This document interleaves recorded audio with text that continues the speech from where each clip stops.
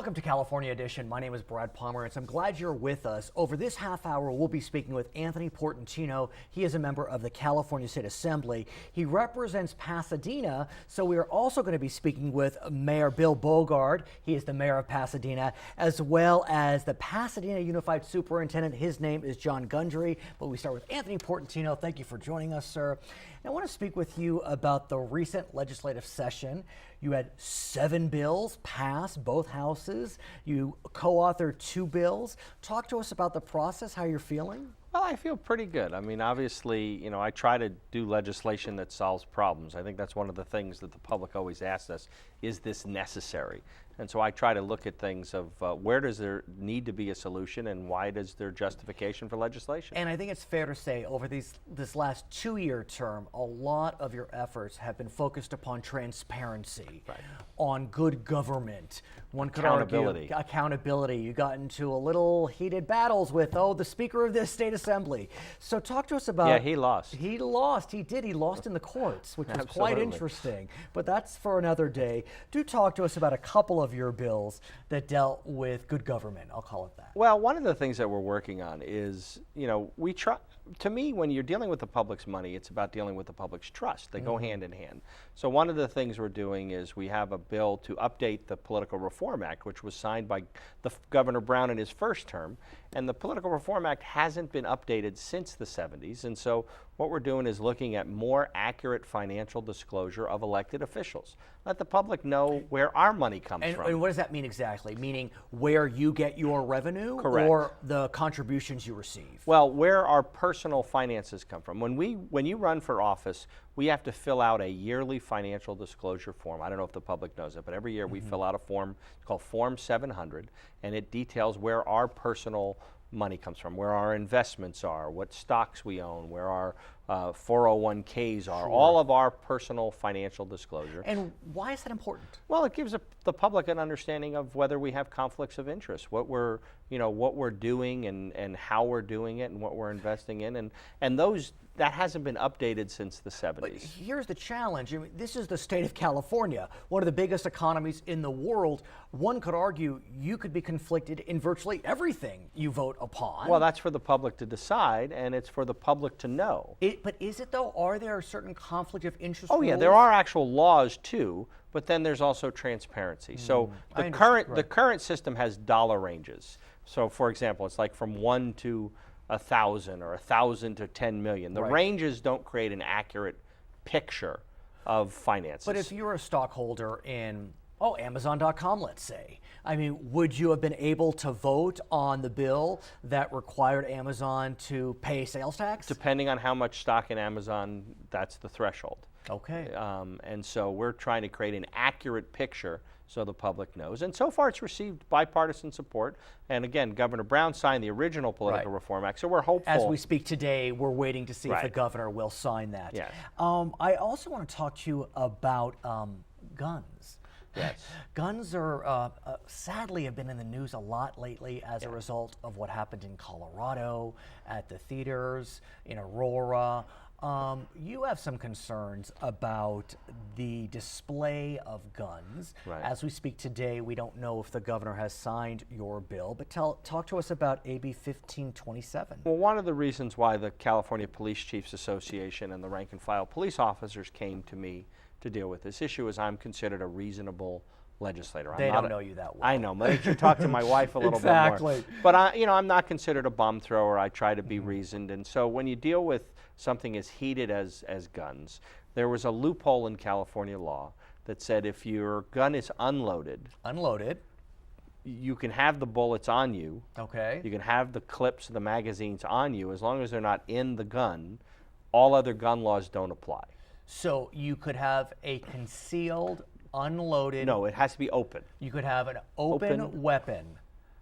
That's unloaded. That's a little scary, and you could go, if you ask me. And you pretty much could go anywhere you want. So last year, we carried a bill that said if your handgun is unloaded, other laws have to apply. We closed the loophole. I understand. Okay, but we specifically went after handguns. I understand. Because what was happening is there was a movement called the Open Carry Movement that was encouraging all of its members. One day, 100 of them showed up in Old Town Pasadena on the Gold Line with their weapons, Now the magazines are on the same belt as they could easily be put in. What happens is the police get called out to investigate those situations. It's a waste of taxpayer money because now they don't know if the gun is loaded or unloaded, so they have to approach it with caution. Those stops got tense. It was only a matter of time where one escalated. So we closed that loophole with handguns. And as we speak, we're waiting to see if the governor... Well, no, that one the governor signed on handguns. Okay. What happens is the open carry activists then said to all their members, start carrying your rifles and shotguns. So we specifically exempted out rifles and shotguns because we said reasonable people aren't going to go into the coffee shop with their shotgun. Well, lo and behold, reasonable people started to go into their coffee shops, into the malls, there was even a police fundraiser where they showed up with their rifles and shotguns at the diner that was raising money for the local police force. What does the NRA say? They're not happy with this, obviously, because they fight every infringement. But to me, this is a loophole. We left out rural counties. If you're out in the middle of nowhere and you're hunting and you're doing what your normal, acceptable practices of weapons are, I'm not going to go after you. But if you're on Main Street, California, if you're in a shopping center, if you're in a movie theater, you don't need your shotgun to buy a cup of coffee. You don't need your long gun to go buy a cheeseburger. It's an infringement on other people's rights, and it's just a prescription for disaster. So this year, we're going after the long guns. I want to shift gears and talk about the 710 freeway. Yes. Could you explain what's known as the gap? Well, here's what happened. Back in the 1940s, 1950s, they created a freeway map of California, and they completed about 80% of it. There was a gap in the freeway through South Pasadena connecting basically Los Angeles to Pasadena that was never completed. Now, it was never completed for a lot of good reasons. It was through historic neighborhoods. There's always been a question about whether it solved a traffic problem or transportation problem. But the proponents have had a 50 years, 60 years of inertia saying we need to finish that freeway. The problem is the federal government decertified the route in 2003. Decertified because there was a whole bunch of flaws in the process. They decertified the environmental impact report in 2003, and the federal government made suggestions to the region. They said, before you proceed with any other alternative, do local traffic improvements, complete the gold line, do serious evaluation of whether this is necessary. So we've completed the gold line, I presume. Well, we haven't completed the gold line out to Ontario. Okay, so we're waiting for that, but that's on its way. Right, we have not done the local That's what I was gonna ask you. We have not done all the local traffic improvements that the federal government suggested. And here's the rub. The proponents, which is largely the consultants and the designers and an army of people who have made a living off of this project for decades, they want to build this at all costs. And this being a tunnel. Now they're proposing a tunnel. Now, they're not just proposing a simple tunnel. They're proposing the largest public works project in California history that's probably going to be in the $15 to $20 billion range. And it would be a 5-mile tunnel, is that roughly right? 5 miles. And you have come out strongly against that tunnel. Right, because it makes no sense on a fiscal perspective. It doesn't solve a traffic problem. Their own traffic analysis shows that it actually increases traffic on many of the arterial streets. Something needs to be done. This isn't the something. What So we need to do is is in do your mind? the local traffic improvements, modern goods movements, which is light rail, which is other ways of moving goods, other ways of moving people. This isn't the solution. This is a 1950s solution because there's a hope of $15 or $20 billion, which we don't have.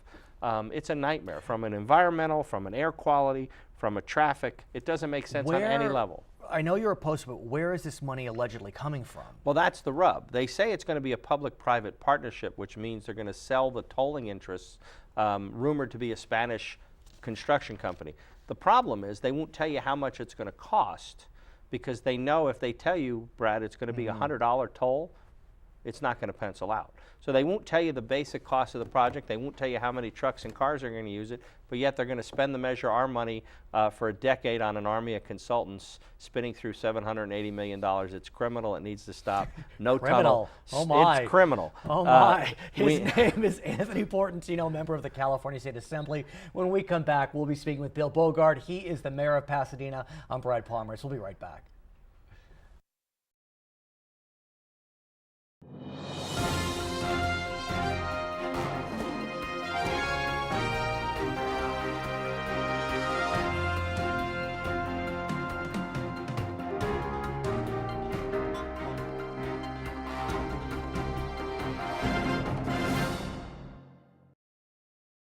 Welcome back to California Edition. My name is Brad Pomerance. Our guest, Bill Bogaard, Mayor of Pasadena. And I don't believe we've spoken about the recent wave of municipal bankruptcies in our state. Mammoth Lakes went bankrupt. That was because of some litigation. But we know that Stockton and San Bernardino faced traditional bankruptcies as a result of a series of missteps, one could argue. The mayor of San Bernardino, Pat Morris, has said that one of the reasons his city went bankrupt was because of the weight of pensions and employee compensation. What do you make of that statement? Does it ring true to you? It rings true to me because employee compensation for California governments typically covers 60 to 70% or even a little more of the total budget. And pension costs have been going up. Pension costs have been going up for California employees. And so let's focus on the pension side, because pensions have become the boogeyman in the room as it relates to public employees. There's been a lot of talk about whether these pensions are too generous, if they're not generous enough. But even Governor Brown has said that the current pension system is a Ponzi scheme. I mean, those are his words. Those are fighting words. So what we do know is that the state of California passed what some would argue is a significant pension reform package. Some have said it's a great first step. Others have said it didn't go far enough. What do you make of it? I think it's a good first step. When the governor issued a pension reform agenda about a year ago or more, there were 12 items on that list. 10 of those items have been captured in this new legislation, and I think that needs to be recognized. And the one that hasn't was we don't see a hybrid plan. We don't see a 401k style plan for employees. Is that a problem in your mind? Did we miss an opportunity? This area is so complex, and making a transition successfully at the employee level is difficult. One thing that cities are concerned about is not having relatively uniform pension benefits in the region, if not in the state, because it's hard to compete for good employees if one city has a very generous pension plan and another city doesn't. And that begs the question about whether, because pension benefits are being pulled back for new employees, is that going to cause a competitive disadvantage vis-a-vis the private sector? Because as we know, the private sector even now pays better than the public sector, but the benefit the public sector could offer was we have outstanding benefits.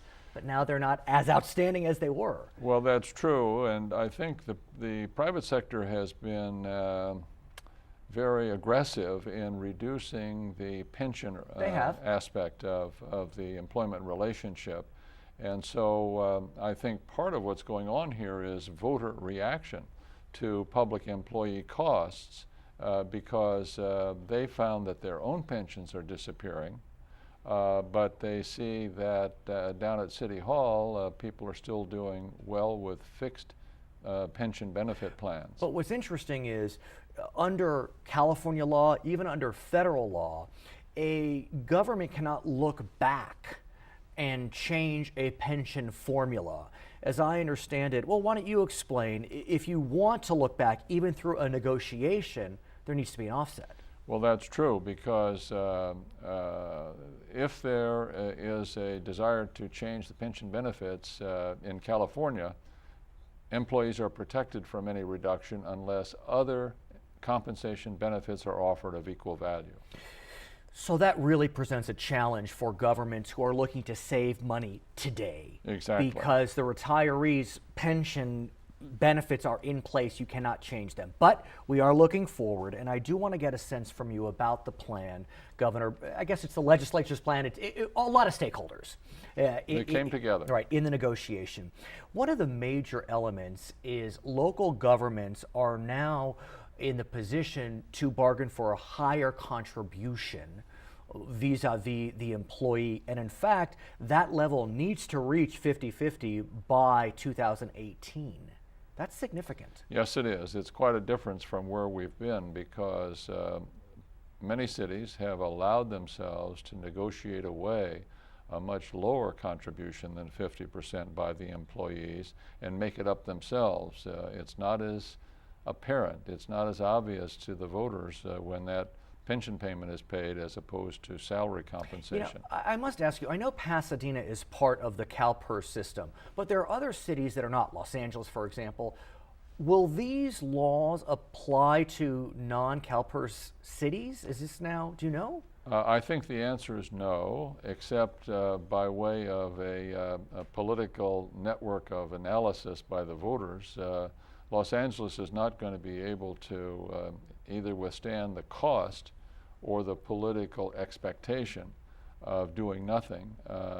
There's a need for reform there. And it's interesting because in June, I believe, there were 2 ballot initiatives dealing with pension reform, very strong. Some would argue unconstitutional because they look backwards in San Diego and San Jose, both somewhat moderate cities, and they passed overwhelmingly.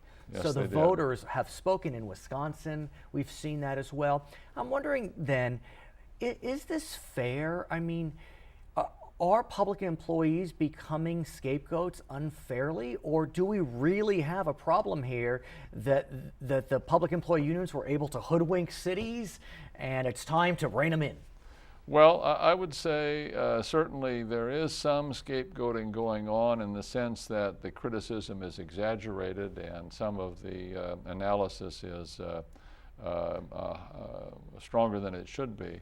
But the fact is that in the private sector over the last 25 years, fixed benefit pension plans have been eroded very dramatically. Lots of people work on a contract basis, lots of people work on a part-time basis and don't get those benefits anymore. And the voters who are struggling with their budgets see local governments still offering fixed pension benefits which seem very generous. I want to ask you about health care, because the pension reform plan did not address health care costs, both for current employees, new employees, and retirees. And we know that healthcare costs continue to spiral out of control. Do we need, as a state, as a city in Pasadena, to get a handle on this? Do we need to reform those benefit plans? Well, certainly Pasadena is going to be looking very carefully at the cost of medical plans and how the costs are shared between the employee and the employer. Mm-hmm. There's no question that with the economy recovering so slowly, but the costs of pensions and medical plans going up significantly, there are still tremendous pressures on local government that we've experienced the last 5 years that will continue into the future. I'm wondering, though, if the Federal Affordable Care Act helps governments in trying to rein in healthcare costs. That's a question that I'm not well prepared to answer. Right. It's a good question, and it's one that I should carry back to City Hall. Right. Well, I mean, the reality is, I'm not surprised that you don't know the answer, because I don't think a lot of people know the answer. That's true. Because it really, I mean, you know, Obamacare, as we know it, has not been fully implemented by any stretch. That's and true. we expect, I guess, in 2014 to start seeing the results. So let's look forward more on pensions and ask, do you see more pension reform around the bend, and do we need more? I think we do need more. I think, without suggesting that there aren't significant differences, public sector employment, private sector employment, that would perhaps justify generally a more generous pension program available in the public side than in the private side. Generally, I think local government is required to look at what's going on in the world. And I think to adjust pension benefits and other employee benefits to some extent accordingly, so that this concern by the voters that persons lucky enough to be employed at in local government are not getting treated too well. His name is Bill Bogaard. He is mayor of Pasadena. When we come back, we'll be speaking with John Gundry. He is the superintendent for Pasadena Unified School District. I'm Brad Pomerance. We'll be right back on California Edition.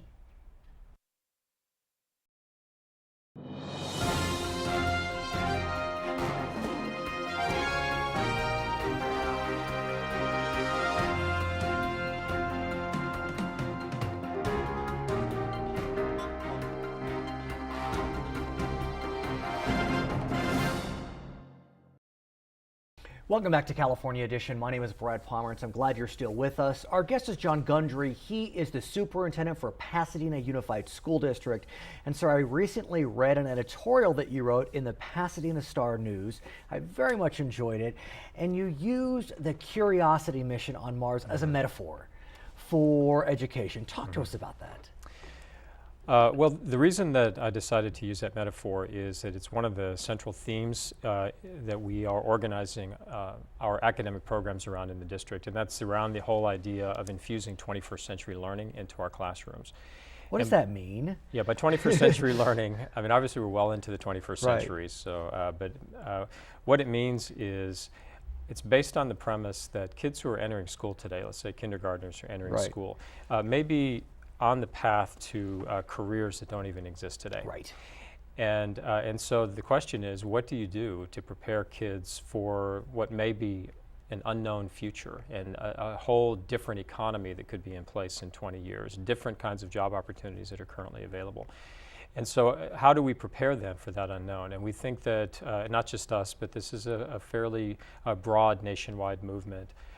We believe that we need to do things differently in order to best prepare them for the college or career, and some of those careers may be unknown to us. And so that means that instead of focusing on memorization of specific content, as we've done traditionally over the last 100 years or so, we're still teaching content, the content that's required by the state of California, but we're laying over the top of that an emphasis on teaching kids good communication skills, written and oral communications, the ability to collaborate effectively, strong critical thinking skills that will serve them no matter which direction they go, and the ability to be creative and innovative. And I want to ask you about the basic content, the kind of 3 R's that we hear about.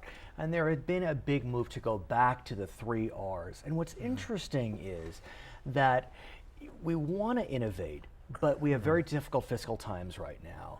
But yet at the same time, as we've headed back to the 3 R's, we have seen test scores rise. The STAR test scores have risen fairly significantly over the last few years as budgets have been plummeting. And so it causes like this cognitive dissonance. I'm not really sure where to turn. Do we need more money? We have test scores rising, but maybe that's just because we're teaching to the test because we've gone too far back to the 3 R's. And so help me through this. well, I think you answered your own question. Ah. I think that's Well, I'm confused. Is that the answer? No, that a laser focus on preparing for the test is going to produce higher test scores. If that's So is that your, what if that's we've what done? your focus is. I think that's in large part what we've done. I also think that the longer you have any kind of test in place, the more the teachers and the students are familiar with it, and so it's easier for them to do well on a test that's familiar to them. So they learn the system, which is why in many states they replace the test after X number of years. And what happens when you replace the test is normally the test scores go down. Which actually brings me to what's recently happened in Chicago. As you know, there was a major teachers' strike. It seems to have been resolved. One of the main issues was whether teachers should be evaluated based upon student test scores. And I don't think there's any argument that they should be evaluated exclusively on student test scores. But that's been a debate that we've had here in California. I know LAUSD is grappling with that. I know there are some schools that have engaged in pilot programs. I think it was even LAUSD that's looking at a pilot program for principals to Yes, look at they test are. scores. And so what do you make of this whole notion of whether teachers, principals should be evaluated, at least in part, on student achievement through standardized tests?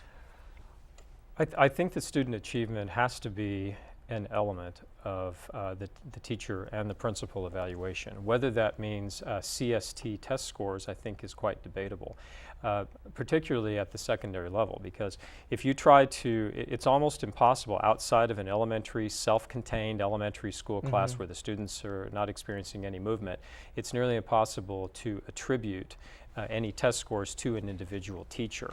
And even if you do, you've got a relatively small sample, and it's hard to draw any firm conclusions from that. I think over time you can see trends, and I think it's important to use that student achievement data to plan instruction, particularly for individual students who are are struggling. But using it for evaluation purposes, I think is difficult. It's particularly if you're talking only about test scores. We are right now at the beginning of a process to develop a new evaluation instrument for teachers, and we're hoping to do this collaboratively with our teachers union and come up with an instrument that's not punitive, but an instrument that describes high quality teaching that they can use as a blueprint. Do you anticipate that standardized test scores will at least be part of that rubric? I don't want to say that right at the beginning of the process because we actually haven't even met with them yet. So, that'll be part of the conversation that we have, and I can't tell you right now where that's going to go. Very fair. I do want to ask you about a couple of propositions that will be on the ballot in November, that being Prop 30, Prop 38. We've discussed these before. I discuss it frequently with our guests. Prop 30 is the governor's initiative. It increases sales tax by 1/4 cent for 4 years, increases taxes on the wealthy for 7 years. Prop 38 increases income tax on everyone 0.4% to 2.2%. With Prop 30, a good chunk of the money goes to education. With Prop 38, there's a lockbox, as Al Gore would say, and would all go to education. What has your school board said about those initiatives? Well, the Pasadena School Board was the first board in the state to endorse Proposition 38, Proposition 38. Exclusively or in no, conjunction? No, and they a few weeks later, endorsed Proposition 30 as well. And I would like to say that Proposition 30 does not bring any new money to education. What Proposition 30 does is it prevents further cuts to education budgets. And so Prop 30 passes, there's no new money that's coming to schools through Prop 30. Well, wouldn't there be new money in later years? I know for this year it plugs the hole because the budget that was passed in June is relying on that money. Yeah, well, that remains to be seen because the state has had a history of not sending the money that they promised. I mean, the state owes school districts billions of dollars through deferrals already. So there's not a lot of confidence out there that Prop 30 is going to solve our problems. Although we were very supportive of Prop 30 because it's going to prevent further damage. And let's talk about that damage because we have heard just a parade of misery surrounding the potential failure of Prop 30. I don't know if it's a scare tactic, but what I do know is what the governor said is the school year could be cut by 3 weeks. Class sizes could go up. I mean, it really is pretty frightful if you believe what he's saying. It is. In our case, even if Prop 30 passes, we need to find $10 million in budget cuts for this coming year. If it does not pass, we're looking at something closer to $22 million in budget cuts, which in the context of a $165 million budget that's already been cut 25% is draconian. Well, let me ask you about your community because I think Pasadena is a community, well, it's been trending, let's say, blue, if that's the way I can say it. I think it's somewhat of a bellwether community. There's some well-heeled communities, not so well-heeled communities. What's the word on the street? Because, I think if Pasadena votes yes, it probably passes. If it votes no, maybe not. It's hard to tell what the word on the street is. I mean, I hear a lot of support from community members and community organizations, but I don't know if that's representative of Greater Pasadena, Sierra Madre, and Altadena, which is our constituency. So it's hard to tell. I think I have heard a lot of support, but it may be just who I'm talking to. Because I talk about this every time I speak in public, which is fairly often, and so I've been getting a lot of positive feedback from my own community. At the same time, Prop 38 is seen as a competitor to Prop 30, and are you concerned that with 2 tax initiatives on the ballot, as well as in Los Angeles County, an extension of a transportation tax and the new Amazon tax and the fire tax and the lumber tax that voters will say I'm taxed out? Yes, we're all fearful of that. I think that that's a possibility that more than one measure on the ballot could, make it less likely that either will pass. So that's certainly a concern. Of course, I think that there may be more support in Pasadena than other places for Prop 38 because Molly Munger lives in Pasadena. I forgot that. And she has vocal. been very visible. Okay, his name is John Gundry. He is the superintendent for schools in Pasadena Unified School District. I'm Brad Pomerance. Thank you so much for watching California Edition.